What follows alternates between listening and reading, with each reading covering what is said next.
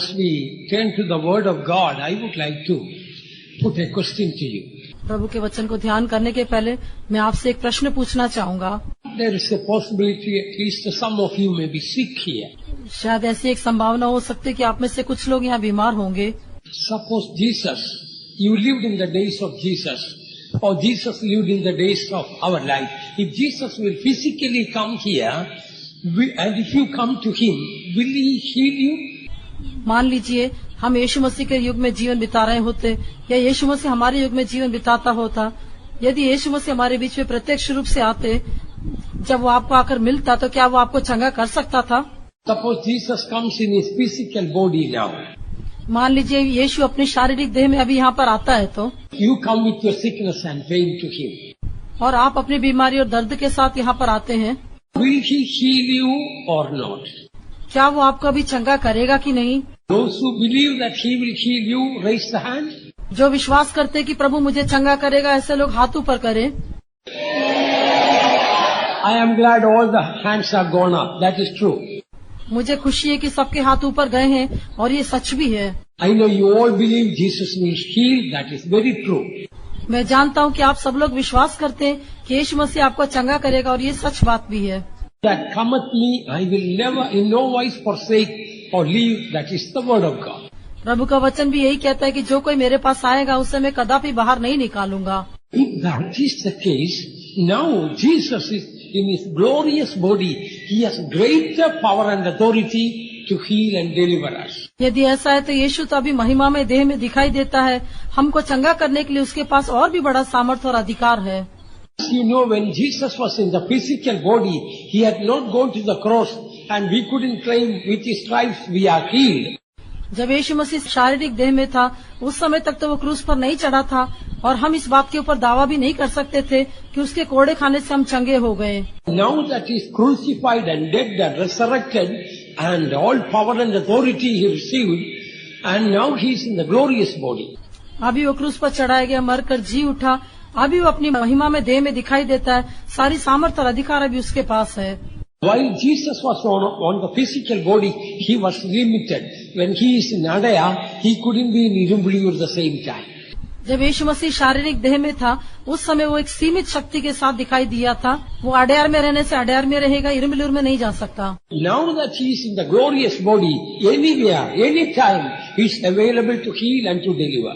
अभी जब वो महिमा में देह में दिखाई देता है, तो किसी भी समय कहीं भी वो छुटकारा देने के लिए सामर्थ्य है। Now you all raise the hand to say that Jesus, if He comes physically here, surely He will heal you. अभी आप सबने ये कहने के लिए अपने हाथ बढ़ाया था कि यीशु मसीह यदि शारीरिक देह में अभी होता, तो अभी वो मुझे चंगा करने के लिए उसको सामर्थ्य थी।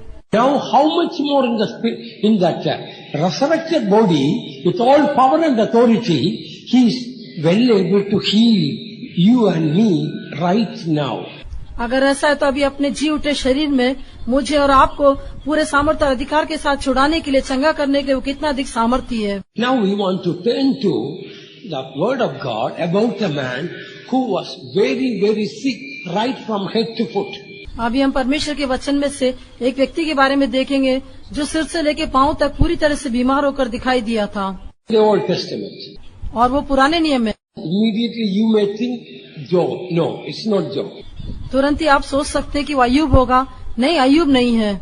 When you read the Bible, we see at least he had 10 terrible, incurable, serious diseases he had. At least 10. Bible में हम देखने से उसके जीवन में कम से कम 10 प्रकार की असाध्य बीमारियां, बुरी बुरी बीमारियां उसके जीवन में दिखाई दी थी। All of them were serious sicknesses. और वे बीमारियां सभी गंभीर बीमारियां थी। And then let us see what happened to that man. हम देखेंगे उस मनुष्य का फिर क्या हुआ। Let us turn to Psalm 38. आइए भजन संहिता 38 की ओर मुड़े। And please keep your Bible open to Psalm 38. Don't close that Psalm 38. भजन संहिता 38 उस पवित्र शास्त्र के हिस्से को आप खुला रखें, उसे बंद न करें। During the sermon, not at the end of the sermon, please give a chance for Jesus to touch you and heal you. प्रचार के अंत में नहीं, लेकिन प्रचार के बीच में ही यीशु मसीह आपको छूकर चंगा करने के लिए आप उसको एक अवसर दें। So keep your heart and mind open to the word of God. परमेश्वर के वचन के लिए अपने हृदय और मन को खुला रखें। Again, I tell you, don't wait the end of the sermon. During the sermon, open your heart and receive healing from the Lord. दोबारा मैं कहता हूँ कि प्रचार के अंत तक इंतजार न करें, प्रचार के बीच में ही अपना हृदय यीशु मसीह के लिए खोल दें ताकि वो आकर आपको चंगा करे। He sent His word and healed them and delivered them from their destructions. वो अपने वचन को भेजकर उनको चंगा करता और उन्हें उनकी सब प्रकार की संकट से छुड़ाता है। Look at this psalmist, how many sicknesses this man had. अब इस भजन लिखने वाले को देखिए, उसके जीवन में कितनी बीमारियां दिखाई दी थी। Verse 2, for thine arrows stick fast in me. दूसरा वचन, क्योंकि तेरे तीर मुझको लगे हैं। Like somebody is throwing arrow and those arrows are sticking fast. He had shooting pain. जिस प्रकार से मानो कोई तीर मारता हो और वो तीर चुभने के समान उसके अंदर एक दर्द दिखाई दिया। Normally shooting pain means the pain, excruciating pain comes and goes and comes and goes. But here, thy arrows stick fast in me means the shooting pain continues in the body. आमतौर पर ये चुभने वाला जो तेज दर्द रहता है शरीर में आता और जाता रहता है, कभी अधिक दर्द होता है, कभी कम दर्द होता है। लेकिन यहाँ पर जब वो कहता है कि तेरे तीर मुझको लगे हैं, तो अर्थात वो तीर के समान चुभने वाला दर्द उसके अंदर हमेशा बना रहता है। Or somebody is shooting an arrow and the arrow remains in your body, it's not removed at all. Think about, you cannot stand, you cannot sit, you cannot lie down. It's such a thing. मान लीजिए जब यदि आपको देखकर कोई तीर मारता है, वो तीर आपके शरीर में लगा ही रहता है, वो छूटता नहीं है, तो उसके कारण आप उठ नहीं पाते, आप खड़े नहीं हो पाते, आप कितना अधिक दर्द सहते होंगे। Second, thy hand presseth me sore. और दूसरा हम देखते हैं, मैं तेरे हाथ के नीचे दबा हूँ। God's hand was pressing him down in such a way. In the 6th verse he says, I am so much bowed down. I cannot even raise the head. I am really like a hunchback woman. परमेश्वर का हाथ उसको इतना अधिक दबा रहा था, इस कारण से वो 6वें वचन में कहता है कि मैं बहुत झुक गया हूँ, अर्थात वो कुबड़ी स्त्री के समान मैं पूरी तरह से झुक गया हूँ, मैं सीधा खड़े नहीं हो सकता। It was not an ordinary sickness. He says in the 6th verse, I am troubled, I am bowed down greatly, I go mourning all the day long. ये कोई साधारण बीमारी नहीं थी। 6वें वचन में वो कहता है, मैं बहुत दुखी हूँ और झुक गया हूँ, दिन भर मैं शोक का पहरावा पहने हुए चलता फिरता हूँ। Some saints think he was with that sickness deeply depressed, so bowed down heavily. कुछ संत लोग ऐसा सोचते हैं कि उस बीमारी के कारण वो बहुत अधिक निराशा के साथ एक झुकी हुई अवस्था में दिखाई दिया था। And then next sickness we find in the 3rd verse, there is no soundness in my flesh. तीसरे वचन में और अगली बीमारी के बारे में हम देखते हैं, मेरे शरीर में कुछ भी आरोग्यता नहीं। The same thing in the 3rd verse and 7th verse repeated. That means no soundness in the flesh. So it might have been a very serious sickness. तीसरे वचन में और 7वें वचन में उसी बात को दोहराया गया है। इस कारण से ये एक भयंकर बीमारी रही होगी जब वो कहता है मेरे शरीर में कुछ भी आरोग्यता नहीं। Aches and pains all over the body, perhaps arthritis. सारे शरीर में हर जगह सूजन और दर्द होगा, शायद वो आर्थराइटिस की बीमारी हो सकती है।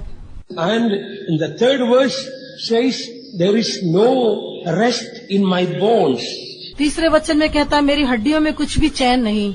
So either he had bone cancer or diabetes or both. इसलिए हो सकता है या तो उसको हड्डियों का कैंसर होगा या मधुमेह का रोग होगा या दोनों भी हो सकता है। And then we read about high blood pressure. इसके पश्चात उच्च रक्तचाप के बारे में हम देखते हैं।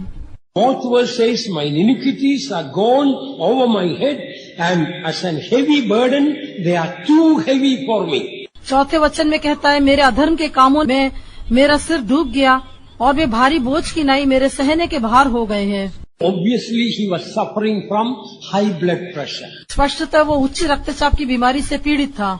While I'm speaking, I feel there are some dear ones with high blood pressure. Today the Lord wants to heal you. हाँ, बोलने के समय मुझे इस बात का एहसास होता है, यहाँ पर बैठे हुए कुछ लोग भी उच्च रक्तचाप की बीमारी से पीड़ित हैं। प्रभु आज आपको चंगा करेगा। Another sickness in the 5th verse, my wounds stink and are corrupt. 5वें वचन में और एक बीमारी के बारे में कहता है, मेरे कोड़े खाने के घाव भसाते हैं और सड़ गए हैं। He had such wounds that was stinking. उसके ऐसे घाव थे जिसमें से दुर्गंध आ रही थी। Not only wounds were stinging but are corrupt, or pus was coming out. केवल घावों में से दुर्गंध आती थी इतना ही नहीं, लेकिन वो सड़ गए थे, अर्थात उसमें से मवाद निकलता था। Then we read about hernia or some venereal disease. फिर हम हर्निया नहीं तो और कोई नसों की बीमारी के बारे में देख सकते हैं। 7th verse, my loins are filled with a loathsome disease. 7वां वचन कहता है मेरी कमर में जलन है। Obviously either hernia or some venereal disease. या तो हर्निया नहीं तो और कोई आंतों की बीमारी हो सकती। And next sickness, 8th verse, I am feeble and so broken. 8वें वचन में अगली बीमारी, मैं निर्बल और बहुत ही चूर हो गया हूँ। That means his body became very weak, perhaps losing weight and excruciating pain, as if the whole body was breaking into pieces. अर्थात उसका शरीर बहुत कमजोर हो गया था, अत्यधिक दर्द था, ऐसा लग रहा था मानो उसके शरीर के टुकड़े टुकड़े हो रहे हों। Perhaps severe rheumatic pain or some other painful sickness. शायद उसको बहुत कठोर रूमेटिक पेन होगा, नहीं तो और कई बीमारी हो सकती है। It is not the end of the list of the sicknesses. ये उसकी बीमारी की सूची का अंत नहीं है। He had severe heart problems. उसको एक गंभीर हृदय रोग की बीमारी भी थी। And we read about that in the 10th verse, my heart panteth, my strength faileth me, as for the, and also earlier verse says that because of the disquietness of my heart, in the 8th verse say, I have roared by reason of the disquietness of my heart. 10वें वचन में कहता है मेरा हृदय धड़कता है, मेरा बल घटता जाता है। इसके बारे में पहले वो 8वें वचन में कहता है मैं अपने मन की घबराहट से कराता हूँ। He had severe heart problem. He was roaring by reason of the disquietness of his heart. उसको एक गंभीर हृदय रोग की बीमारी थी, अपने हृदय की घबराहट के कारण वो कराता हुआ दिखाई दिया। My heart panteth, heart palpitation. मेरा हृदय धड़कता है। And that was not the end of the sickness. ये उसकी बीमारी का अंत नहीं था। He had terrible cataract. उसकी आंखों में मोतियाबिंद की बीमारी भी थी। As for the light of mine eyes, it also is gone from me. He became blind. 10वें वचन में कहता है मेरी आंखों की ज्योति भी मुझसे जाती रही, वो अंधा हो गया। Now if you go to a hospital, I don't think you will find a person with all this sickness from head to foot. यदि आप किसी अस्पताल में जाएंगे तो मैं नहीं सोचता ऐसा कोई एक व्यक्ति होगा जिसको सिर से लेकर पांव तक इतनी बीमारियां होंगी। Some may have heart problems, some may have blood pressure problems, some may have wounds, or some may have cataract, or some may have rheumatism or arthritis. But can you put all these sicknesses together into one person? कुछ लोगों को हृदय रोग की बीमारी हो सकता है, कुछ लोग को उच्च रक्तचाप की बीमारी हो सकती है, कुछ लोगों को दमे का रोग हो सकता है, कुछ लोगों को हड्डियों का कैंसर हो सकता है, लेकिन सारी बीमारी एक ही व्यक्ति के जीवन में आ सकती है क्या? Now Psalmist David, in spite of all these sicknesses, you know what was his prayer? इन सारी बीमारियों के बावजूद भजन लिखने वाले दाऊद की प्रार्थना क्या थी? Normally what will we pray if we are in that situation? आमतौर पर यदि हम इस परिस्थिति में दिखाई देंगे तो हमारी प्रार्थना कैसी होगी? Perhaps we may pray, Lord, it is too much, please take me. शायद हम इस प्रकार प्रार्थना करते हैं, हे प्रभु ये बहुत हो गया, अभी मुझे कैसे तो भी उठा ले। But do you know what was the prayer of David? लेकिन क्या आप जानते हैं कि दाऊद की प्रार्थना क्या थी? The next Psalm 39:13 says, "Oh, spare me, that I may recover strength before I go hence and be no more." अगला 39वें भजन का 13 वचन में वो कहता है, आह इससे पहले कि मैं यहाँ से चला जाऊं और न रह जाऊं, मुझे बचा ले जिससे मैं प्रदीप्त जीवन प्राप्त करूं। Oh, spare me, that I may recover strength before I go hence and be no more. मुझे बचा ले कि मैं यहाँ से चला जाऊं और न रह जाऊं, उसके पहले मैं एक प्रदीप्त जीवन को या अपने बल को प्राप्त करूं। Do you know what happened to that prayer? क्या आप जानते हैं कि उसकी प्रार्थना का क्या हुआ? Next verse, what do we read? अगले वचन में हम क्या पढ़ते हैं? Psalm 40, next verse we read, I waited patiently for the Lord, and He inclined unto me, and heard my cry. अगला भजन में हम देखते हैं 40वां भजन, मैं धीरज से यहोवा की बाट जोता रहा और उसने मेरी ओर झुककर मेरी दुहाई सुनी। He brought me also out of an horrible pit, out of the miry clay, and set my feet upon a rock, and established my goings. उसने मुझे सत्यानाश के गड्ढे और दलदल की खींच में से उबारा और मुझको चट्टान पर खड़ा करके मेरे पैरों को दृढ़ किया है। He brought me also out of an horrible pit. उसने मुझे सत्यानाश के गड्ढे में से उबारा। Jesus told, every sickness is like falling into a horrible pit. यीशु ने कहा प्रत्येक बीमारी एक सत्यानाशी गड्ढे में गिरने के समान है। One day Jesus healed a man with severe sickness on a Sabbath day. एक बार एक विश्राम दिन को यीशु मसीह ने गंभीर रूप से एक बीमार व्यक्ति को चंगा किया, Hypocrites around him were very upset. लेकिन उसके चारों ओर जो कपटी लोग थे वे बहुत अधिक निराश हो गए। Jesus challenged them and told, यीशु ने उनको चुनौती देकर कहा, you have an ass and ox or an ox and will fall into a pit. Will you not go straight away, bring it out? यदि तुम्हारे पास बैल या गधा हो तो क्या वो गड्ढे में गिर जाए तो क्या तुम उससे तुरंत बाहर नहीं निकालोगे? So Jesus told, falling sick means falling into a horrible pit, and our master shepherd wants straight away pull it out. इसलिए यीशु मसीह ने कहा कि बीमार होना सत्यानाश के गड्ढे में गिरने के समान है, और हमारा जो स्वामी है वो चरवाहा है, वो हमें गिरने के समय तुरंत ही हमें उसमें उठा लेगा। Will any good shepherd say, let the sheep learn a lesson in the pit? That sheep was going astray without obeying me. Let its leg break and learn a lesson. Remain in the pit another 1 week. क्या कोई चरवाहा इस प्रकार से कहेगा अच्छी बात है, उस भेड़ को अच्छी तरह से एक सबक सीखने दो, वो अपने ही मार्ग पर भटकती थी, अभी 1 हफ्ते तक उधर ही पड़े रहने दो, उसका पैर टूटने से भी कोई बात नहीं, वहीं पर रहने दो। Jesus told, if your sheep will fall into a pit, will you not straight away go and pick it up or lift it up? यीशु ने कहा यदि तुम्हारी भेड़ गड्ढे में गिर जाए तो क्या तुम तुरंत जाकर उसको नहीं उठाते हो? So the same way, David says, he brought me up also out of a horrible pit. इसलिए भजन लिखने वाला कहता है उसी दिन उसने मुझे सत्यानाश के गड्ढे में से भी निकाल दिया। He put a new song in my mouth. उसने मेरे मुंह में एक नया गीत डाला। Many shall see it and fear and shall trust in the Lord. बहुतेरे यह देखकर डरेंगे और यहोवा पर भरोसा रखेंगे।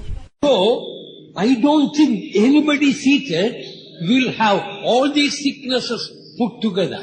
मैं नहीं सोचता कि यहाँ पर बैठे हुए किसी के जीवन में इतनी अधिक बीमारियां एक साथ रही होंगी। Oh, spare me that I may recover strength. हे प्रभु मुझे बचा ले कि मैं फिर से अपने बल को नया कर लूं। The Lord heard his cry परमेश्वर ने उसकी पुकार को सुना and brought him out of that horrible pit and put a new song of praise into his heart and mouth. उसको सत्यानाशी गड्ढे से उबारा और उसके हृदय और मुंह में एक नया गीत भी दिया जो परमेश्वर की स्तुति का है। Some of us are not healed because we ignorantly think God is punishing me.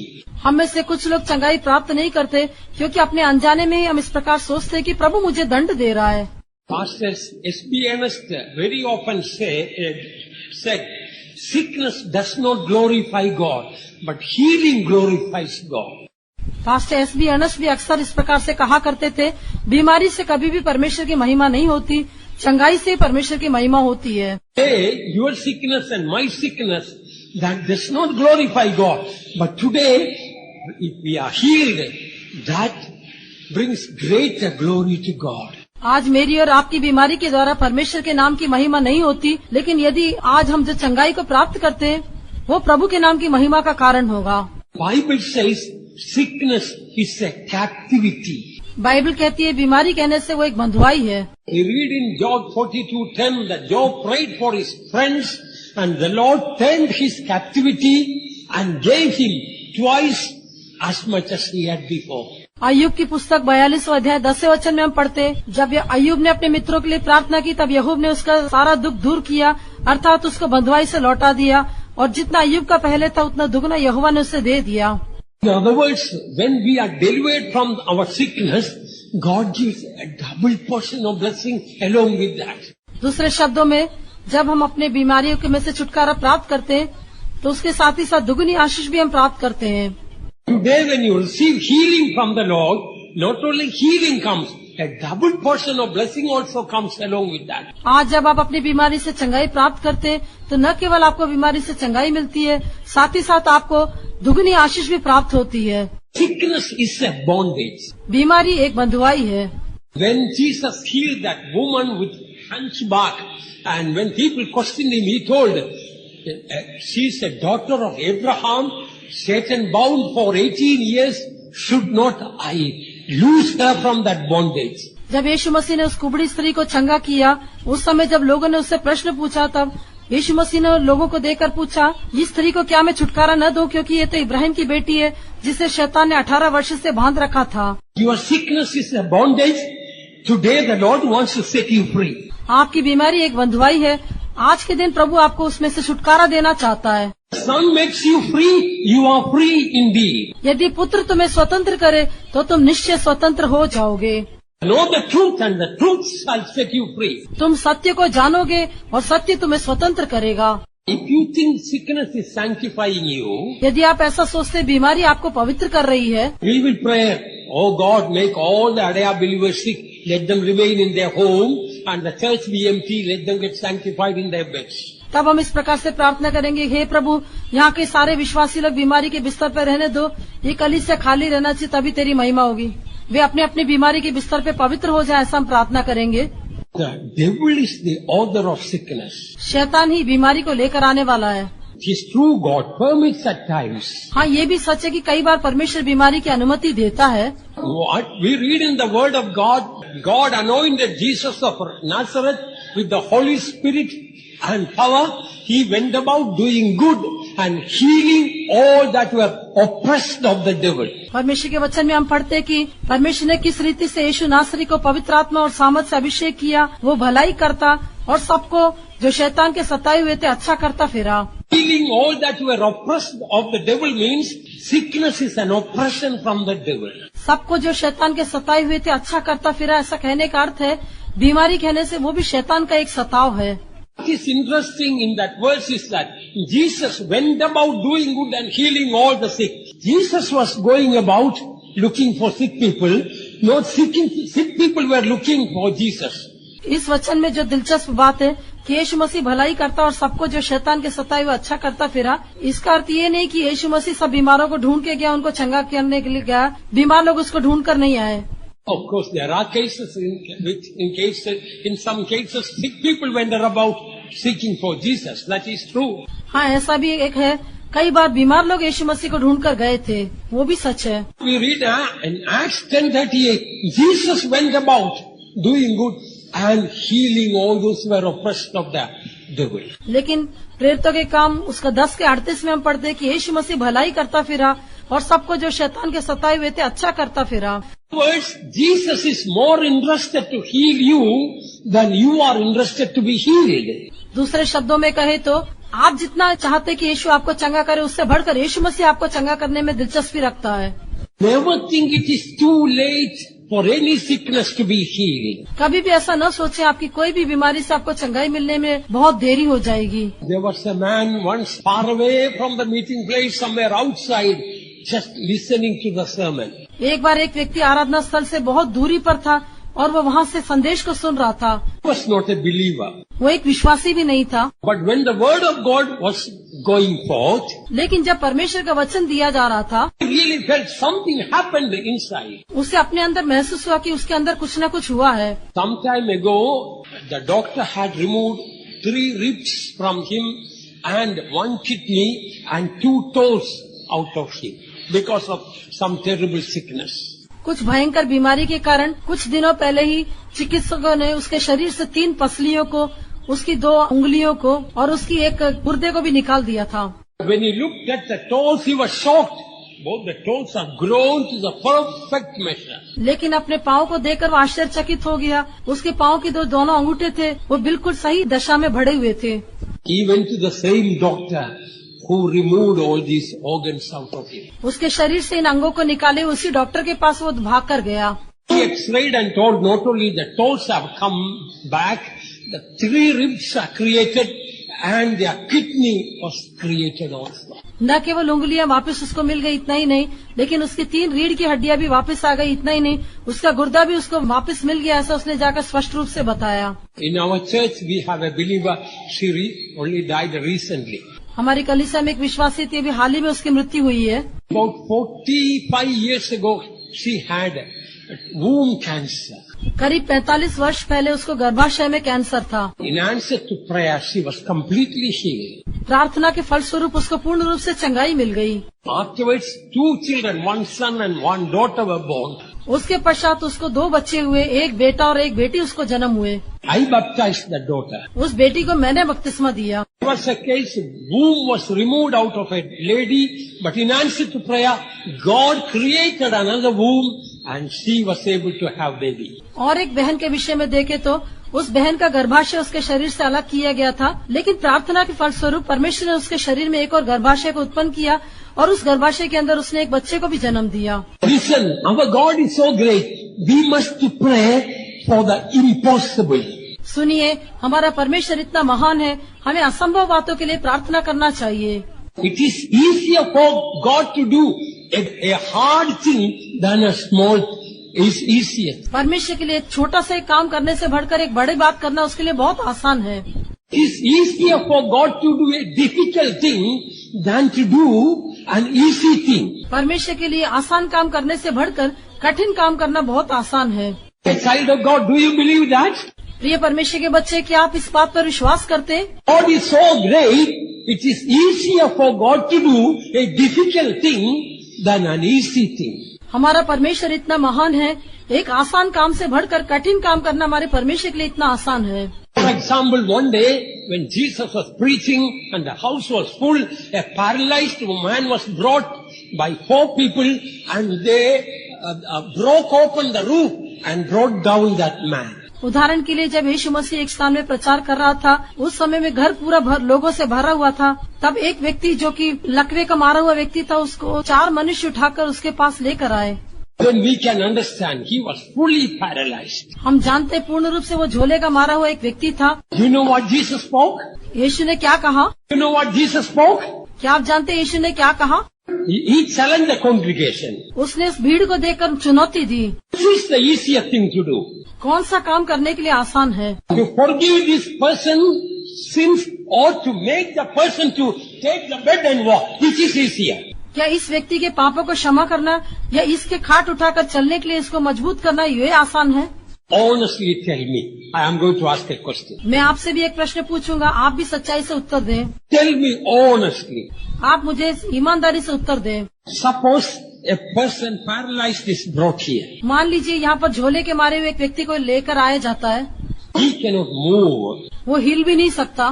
For a long time he didn't walk. He was in that state. काफी समय तक वो ऐसी एक अवस्था में था, वो चल नहीं पाता था। 4 persons were needed to bring in. उसको उठा के लाने के लिए 4 लोगों की आवश्यकता पड़ी थी। If you are asked a question, यदि आपसे एक प्रश्न पूछा जाता है तो whether to forgive this man's sin, will that be easier, or making the person to take up the bed and walk, which will be easier? इस व्यक्ति के पापों को क्षमा करना क्या आसान बात है? नहीं तो इस मनुष्य को ऐसा कर खाट उठाकर चलने के लिए इसको बलवंत करना वो आसान है? Tell me naturally what will you answer? बताइए स्वाभाविक रूप से आप क्या जवाब देंगे? What is in your heart only tell. आपके हृदय में जो है वो बताइए। If I were in that place, I will say it's easy to forgive his sins. Making him to take the bed and walk, oh, that is horrible. Even if a person is healed, you need physiotherapy, how to make the person to walk. And then after some 6 months only. यदि मैं उसके स्थान पर होता तो मैं तो इस प्रकार कहता कि उसके पापों को क्षमा करना तो आसान बात है, क्योंकि यदि वो व्यक्ति को चंगाई देने से भी फिर वो उठकर चल नहीं पाएगा, उसके लिए उसको कुछ फिजियोथेरेपी की आवश्यकता होगी, उसके बाद 6 महीने के पश्चात ही वो चल पाएगा। But Jesus asked, which is easier? लेकिन यीशु ने पूछा कौन सा आसान है? And the Lord wanted to show what is easier. Take up your bed and walk straight. फिर प्रभु बताना चाहता था कि कौन सी बात आसान है, इसलिए उसने कहा उठ अपनी खाट उठाकर चल। फिर Even if you are a strong man, if you are asked to take up your bed today, will you take up? Unless you are a Samson. चाहे आप एक बहुत बलवंत व्यक्ति हो, लेकिन यदि आपसे कहा जाएगा तो अपनी खाट उठाकर चल फिर, तो यदि आप शिमशोन नहीं है तो क्या आप ऐसा उठा के चल पाएंगे? So God wanted to show it is easier for God to do a difficult thing than an easy thing. परमेश्वर इस बात को बताना चाहता था, आसान बात को करने से बढ़कर परमेश्वर के लिए कठिन बात करना आसान था। It is very easy to heal you right now. He sent not His words, His word and healed them and delivered them from their destructions. अभी उसको आपको चंगा करना बहुत ही आसान है, क्योंकि परमेश्वर के लिए अपने वचन को भेजकर उनको चंगा करना उसके लिए बहुत आसान बात है। उसने अपने वचन को भेजकर उनको चंगा किया, उनको सारे संकट से छुड़ाया। God dwells in the realm of the supernatural. परमेश्वर जो है अलौकिक बात है, जो असंभव बात है, उसके बीच में वास करता है। His name is wonderful. उसका नाम तो अद्भुत है, Character is wonderful. उसका स्वभाव भी अद्भुत है, His power is wonderful. उसकी सामर्थ भी अद्भुत है, His spirit is wonderful. उसकी आत्मा भी अद्भुत है, Wisdom is wonderful. उसकी बुद्धि भी अद्भुत है, Knowledge is wonderful. उसका ज्ञान भी अद्भुत है, Love is wonderful. उसका प्रेम भी अद्भुत है, Peace is wonderful. उसकी शांति भी अद्भुत है, Joy is wonderful. उसका आनंद भी अद्भुत है, Creations are wonderful. उसकी सृष्टि भी सब अद्भुत है, His people are wonderful. उसके लोग भी अद्भुत हैं, Angels are wonderful. उसके स्वर्गदूत भी अद्भुत है, Heaven is wonderful. उसका स्वर्ग भी अद्भुत है, Glory is wonderful. उसकी महिमा भी अद्भुत है, His healing is wonderful. उसकी चंगाई भी अद्भुत है। He is wonderful, wonderful, wonderful. वो अद्भुत है, अद्भुत है, अद्भुत है। God wants that we too will become wonderful like Him. परमेश्वर चाहता है कि हम भी उसके समान अद्भुत बन जाएं।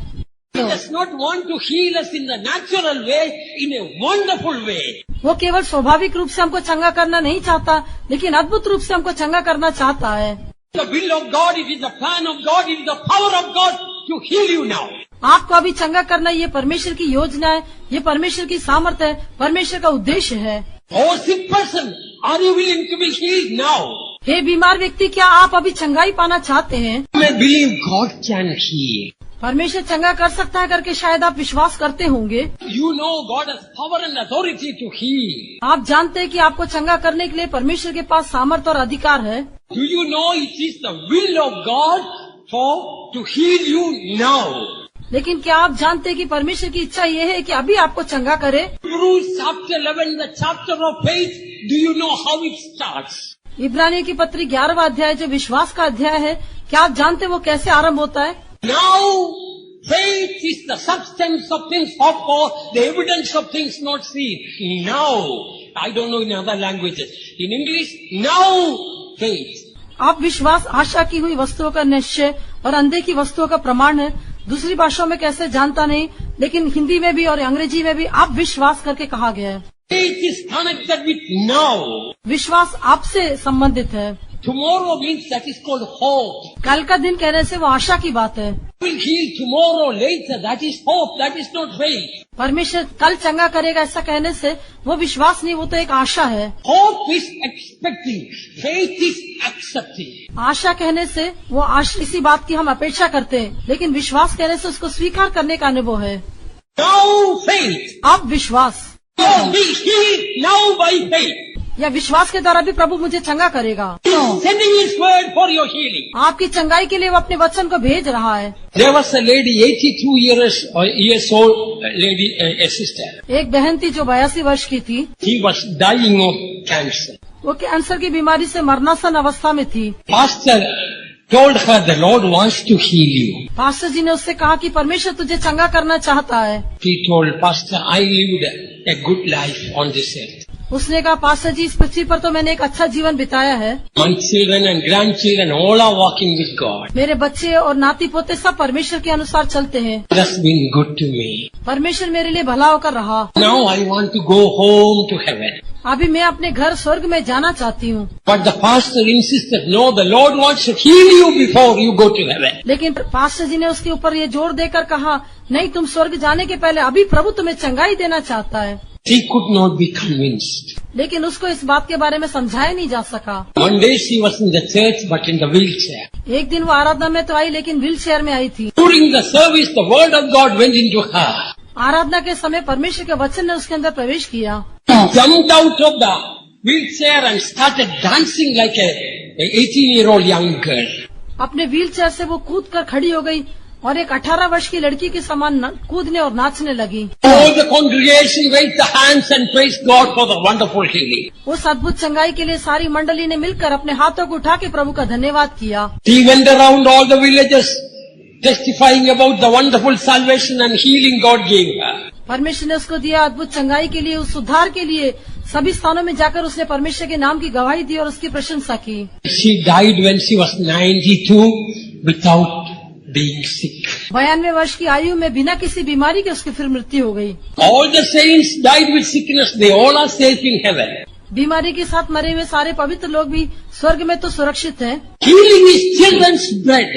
लेकिन चंगाई बच्चों की रोटी है। We have a right to get healed now. अभी हमको चंगाई पाने का अधिकार है।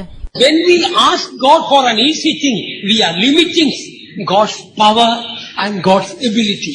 जब हम एक आसान बात के लिए प्रभु से मांगते हैं तो हम परमेश्वर की सामर्थ्य और उसकी योग्यता को सीमित कर देते हैं। When we ask for an easy thing, we think in our ignorance that makes God easier to answer our prayer. जब हम कुछ आसान बात को मांगते हैं तो अपनी अज्ञानता में हम इस प्रकार सोचते हैं कि इसके द्वारा परमेश्वर को एक हमारी प्रार्थना को उत्तर देने के लिए आसान हो जाएगा। No, the Bible says they limited the Holy One of Israel. We are limiting God and His power by doing that. नहीं, बाइबल कहती है कि उन्होंने इस्राएल के पवित्र को सीमित कर दिया। ऐसा करने के द्वारा हम परमेश्वर की सामर्थ को सीमित कर देते हैं। Even when a father brought a child with sickness, all things are possible through him that believeth. That man exclaimed, Lord, I believe, but help my unbelief. जब एक पिता अपने बीमार बच्चे को प्रभु के सम्मुख में लेकर आया, जब प्रभु ने कहा कि विश्वास करने वाले के द्वारा सब कुछ हो सकता है, तब उसने कहा, हे प्रभु, मैं विश्वास तो करता हूँ, मेरे अविश्वास का उपाय कर। Some of you might have heard about John Lake. He is called the Apostle of South Africa, who lived about 100 years ago. शायद आप में से कुछ लोगों ने जॉन लेक के बारे में सुना होगा। वो दक्षिण अफ्रीका का प्रेरित कहलाता था। वो 100 वर्षों पहले जीवित रहा था। I think he is from a place in Washington State, a place called Spokane in America. मैं सोचता हूँ अमेरिका के वॉशिंगटन डीसी में स्पोकेन नामक एक स्थान का वो निवासी था।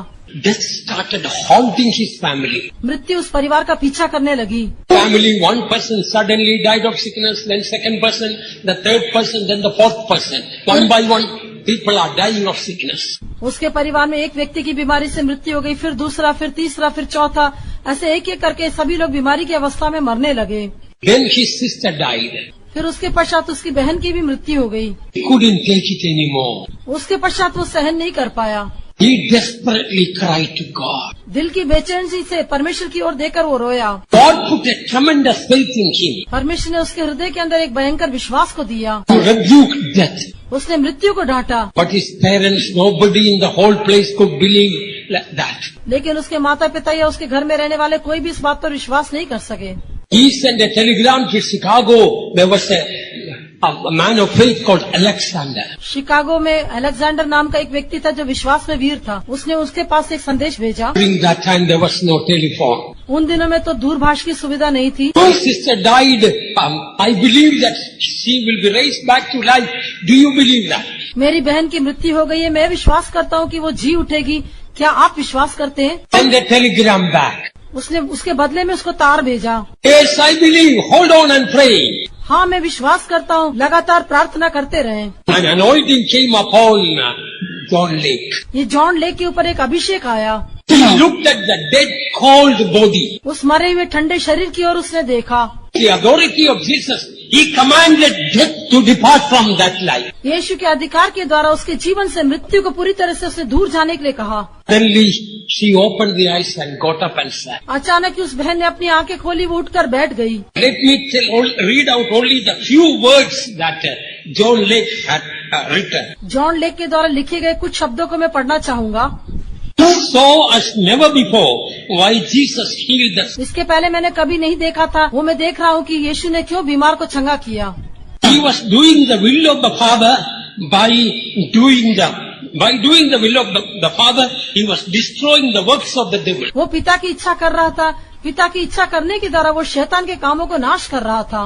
When I saw this, there was a cry in my heart for Christ's own life and love. जब मैंने ये देखा तो मसीह का वही प्रेम और उसके जीवन को देखकर मेरे हृदय में एक कराहने का अनुभव दिखाई दिया। When we are in the right communion and fellowship with God, there is not power enough in all hell to put disease upon our little finger. जब हम परमेश्वर के साथ एक सही संपर्क में हम दिखाई देते हो, हमारी छोटी से छोटी उंगली में भी कोई बीमारी आने के लिए शैतान को अनुमति देने के लिए नहीं हो सकेगा। शैतान को बिल्कुल भी उसके लिए अधिकार नहीं होगा। I don't know how these truths work in other souls, but when I saw for the first time by the word of God that sickness was not the will of God, but the work of the darkness, and that Jesus Christ said Satan was the author of sickness, everything in my nature rose up to defeat the will of the devil. दूसरों की आत्माओं में किस प्रकार क्रिया करता है मैं नहीं जानता, लेकिन बीमारी जो है वो शैतान के द्वारा आता है, वो परमेश्वर की इच्छा नहीं है। परमेश्वर की सामर्थ को जब मैंने इस बात को महसूस किया, Every fiber of my being wanted to defeat the will of the devil. मेरे शरीर का एक एक अंतरात्मा, मेरा जीव उस शैतान की इच्छा को पूरी तरह से पराजित करने के लिए उठ खड़ा हुआ। When we claim healing, we are destroying the works of the devil also. जब हम चंगाई के लिए दावा करते हैं तो हम शैतान के कामों को नाश करते हैं।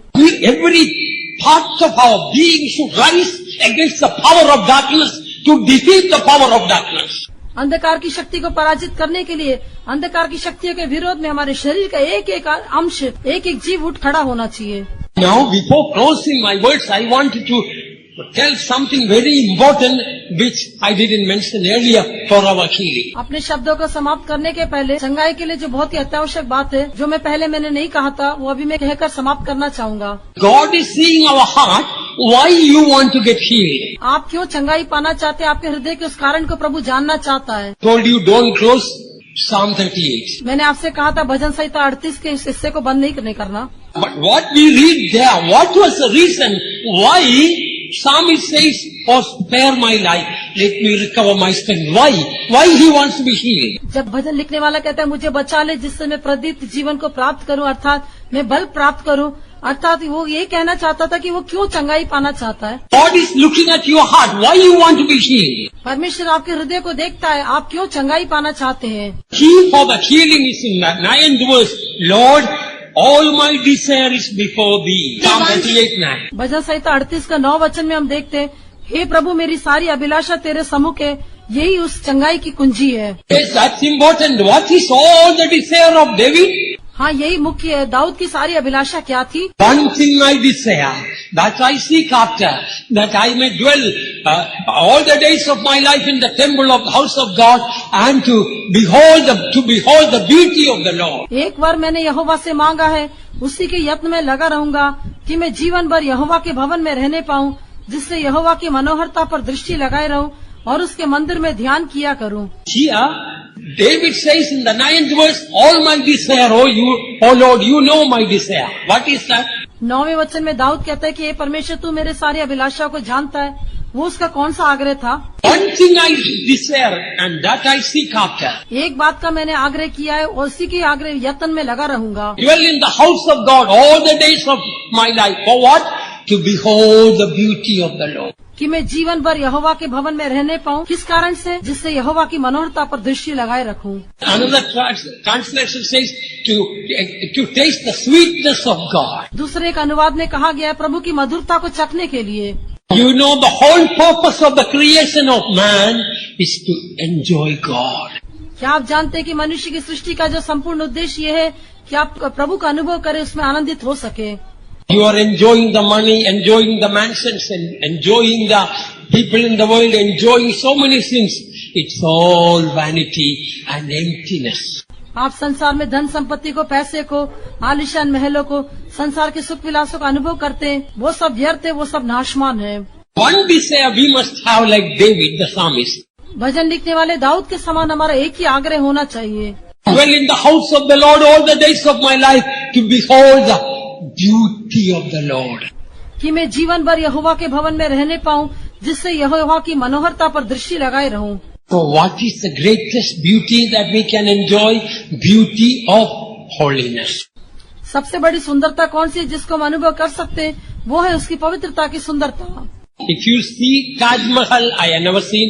If you go to the Mysore Vrindavan, I have never been there, or some other places, that beauty may attract us maybe for a few minutes. यदि आप ताजमहल देखने जाते हैं, मैंने तो देखा नहीं है। यदि आप मैसूर में वृंदावन गार्डन देखने के लिए जाते हैं, वो भी मैंने देखा नहीं है। वहाँ आप जाने से थोड़े समय के लिए उसकी सुंदरता आपको आकर्षित करती होगी। But to behold the beauty of holiness, how much time is needed according to the psalmist? लेकिन उसकी पवित्रता की सुंदरता को देखने के लिए भजन लिखने वाले के अनुसार हमें कितना समय लगेगा? All the days of my life to behold the beauty of holiness. कि मैं जीवन भर उसकी पवित्रता की सुंदरता पर दृष्टि लगाए रहूं। A great love for purity must begin in our heart. हमारे हृदय में पवित्रता के बारे में एक बड़ा प्रेम दिखाई देना चाहिए। If you want to be healed today, यदि आज आप चंगाई पाना चाहते हैं, there must be a correct, right motivation. तो उसके लिए ठीक प्रकार का एक उद्देश्य दिखाई देना चाहिए। What is that motivation in your heart? आपके हृदय में आपको किस बात की प्रेरणा होनी चाहिए? I want to behold the beauty of the Lord. मैं परमेश्वर की सुंदरता को देखना चाहता हूँ। I want to grow in the holiness of God. मैं प्रभु की पवित्रता में बढ़ना चाहता हूँ। In other words, David says, spare me, Lord. I want to still grow in your holiness. या दूसरे शब्दों में जैसा भजन लिखने वाला कहता है, मुझे बचा ले, मैं तेरी पवित्रता में बढ़ना चाहता हूँ। One sick man told me, एक बीमार व्यक्ति ने मुझसे कहा, pray for me. I want to see my son growing. Pastor ji मेरे लिए प्रार्थना करें, मैं अपने बच्चे को बढ़ते हुए देखना चाहता हूँ। Fairly soon he died.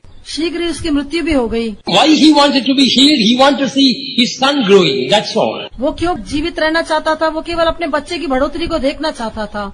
Some people, they want to be healed and live what for? कुछ लोग चंगाई पाकर किसके लिए जीवन बिताना चाहते हैं? I want to see my son growing. मैं अपने बच्चे को बढ़ते हुए देखना चाहता हूँ। And afterwards what? उसके पश्चात क्या है?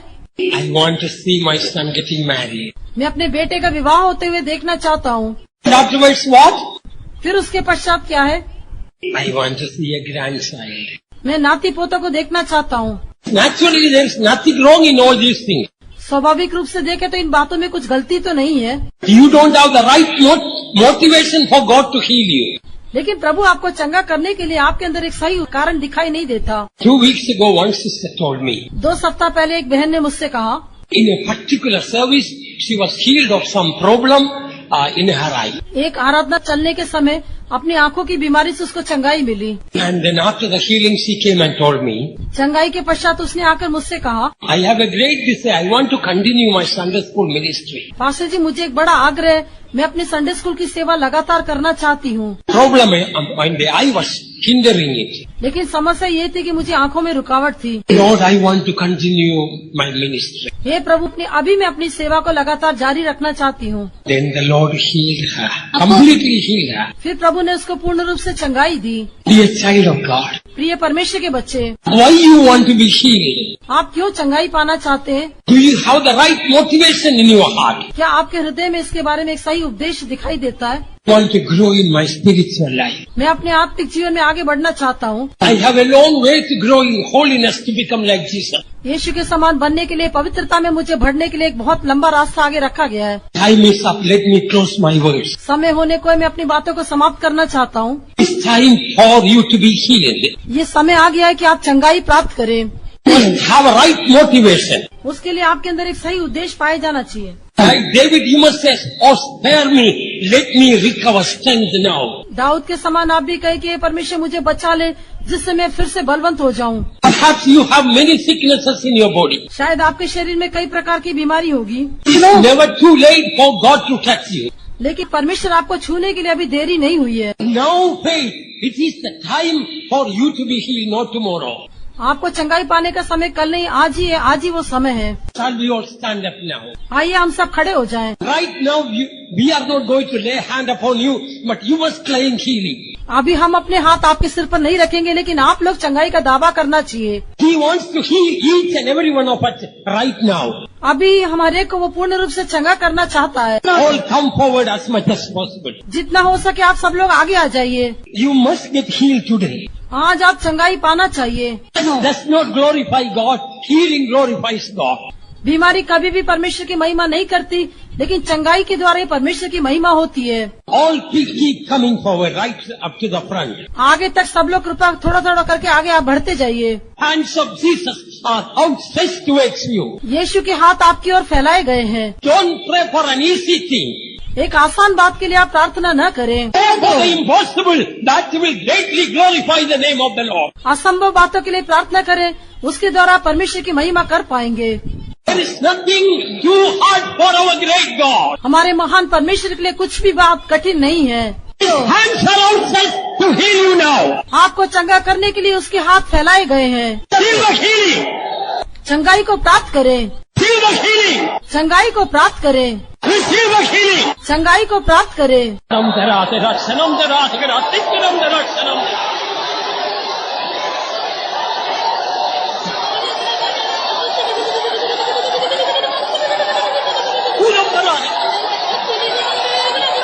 Hallelujah. Hallelujah. Hallelujah. Hallelujah. Hallelujah. Be healed in the name of Jesus. Be healed in the name of Jesus. Uramdara, Shalomdara, Hira, Hira. Hulkira, Dara, Hira. Hikiramdara, Shalomdara. Uramdara, Hira, Hikiramdara, Shalomdara.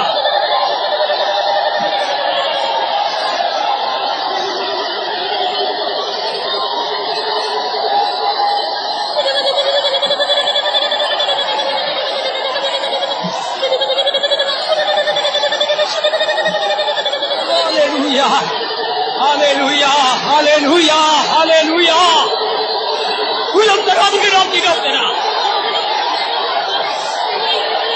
In Jesus' name, be healed in Jesus' name.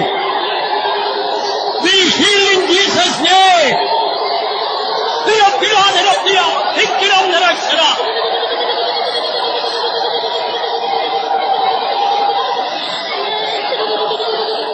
Hallelujah. Radera tekrar selam ver adigida. Selam ver adigida. Tekrar selam ver. Selam ver.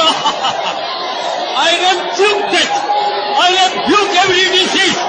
I rebuke the power of the devil. I rebuke the power of disease. In the name of Jesus, go. Uramdara, Uramdara.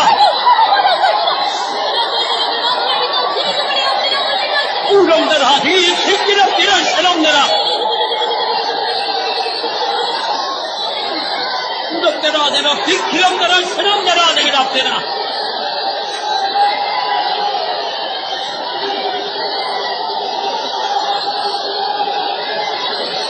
Uramdara, Hikira, Salamdara.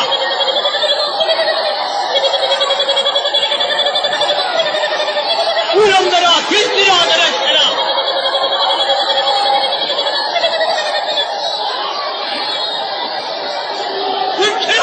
Uramdara, Hikira, Hikira, Salamdara.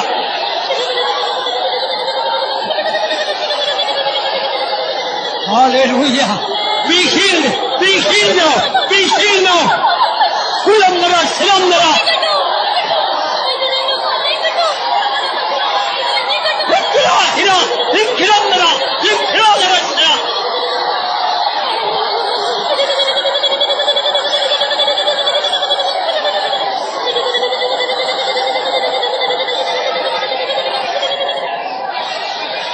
Hallelujah. Hallelujah. Hallelujah. Oh, in Jesus' name. In Jesus' name. In Jesus' name. In Jesus' name.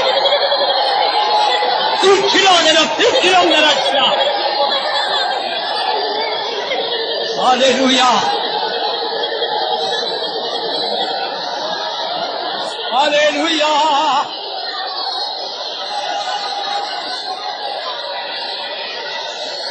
Hallelujah. Don't give up. याव न खोएं। It is the perfect will of God to heal you now. अभी ही आपको चंगा करना परमेश्वर की सिद्ध इच्छा है। The devil cannot stop you. शैतान आपको रोक नहीं सकता। Receive your healing now. अभी ही अपनी चंगाई को पा ले। Before we close this meeting, ये आराधना समाप्त करने के पहले one shall chase 1,000, two shall chase 10,000. एक जन 1000 को और 2 लोग 10,000 को भगा देंगे। 1 or 2 minutes more we are going to pray holding hands. Brothers, hold hands together. Sisters, hold hands together and rebuke the demon of sickness. And now we must be healed while we are holding hands and rebuking the devil. और 2 minute के लिए हम बीमारों के लिए प्रार्थना करेंगे। सब भाई लोग अपने एक दूसरे के हाथ पकड़ लीजिए, बहन लोग अपने अपने हाथ पकड़ लीजिए। आज इस बीमारी की सामर्थ पूरी तरह से दूर होने के लिए हम मिलकर प्रार्थना करें।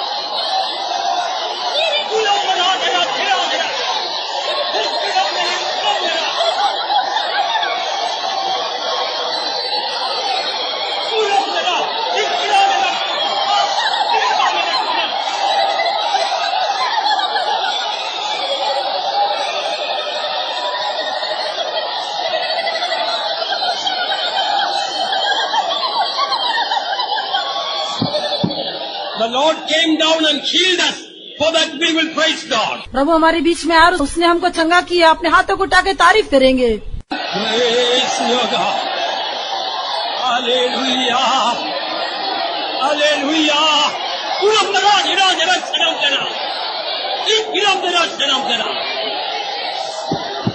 All those who have been healed by the Lord today, put up the hands and praise God. आज जिन्होंने भी यीशु के द्वारा चंगाई प्राप्त की है, अपने हाथों को उठा के आप प्रभु की तारीफ करें। Praise your God. Hallelujah. Hallelujah.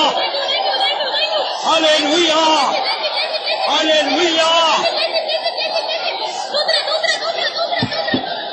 Now before we close out the meeting and we will go to the dedication of the child, at least 2 or 3 of you who have been healed in this meeting come forward and give 1 minute testimony.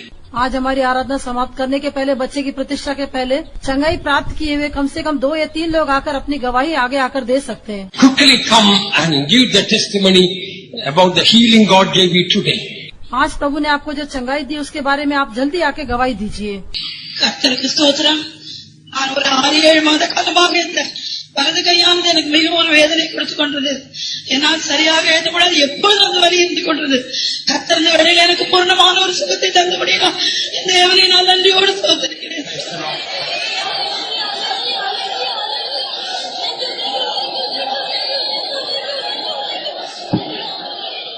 Praise the Lord. I praise God because the Lord touched me and healed me of all my sicknesses. Just as for the moment there was the power of God that threw me about. I praise and thank God for His love towards me. Praise the Lord.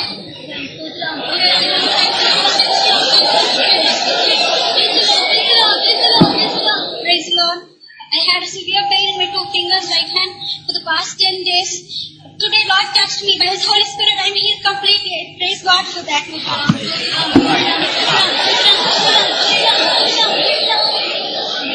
All others can give testimony later, another day.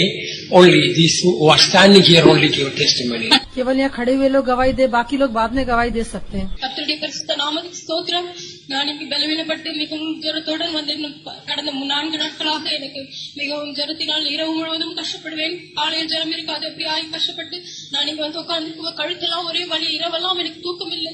பிசாசு என்னை ஏதோ கழுத்தை பிடிச்சி அமுக்குவது போல ஒரு பெரிய பிரமையோடு கூட இங்க வந்து அமர்ந்திருந்தேன். கர்த்தருடைய பலத்தினால் நான் இன்று ஒப்பு கொடுத்தேன். கர்த்தாவே, பிசாசு இந்த வியாதி கொடுத்திருக்கிறார். நீர் சர்வ வல்லமையுள்ள தேவன், இந்த இடத்துல நீர் என்னை சுகமாக்குவீரானால் நான் உமக்கு சாட்சியாய் ஜீவிப்பேன். தெய்வீக சுகத்தில் நிறுத்தி எனக்கு கிருபை தாரும் என்று ஜெபிக்கும் போது கர்த்தர் இந்த பரிபூர்ணமா இந்த கழுத்து வலியில் இருந்தும் இந்த தொண்டையெல்லாம் அடைக்கப்பட்டிருந்தது. தொண்டை வலியில் இருந்து எனக்கு பூரண சுகத்தை கொடுத்தார். கர்த்தருடைய பரிசுத்த நாமத்துக்கு கொடான கொடி ஸ்தோத்திரம்.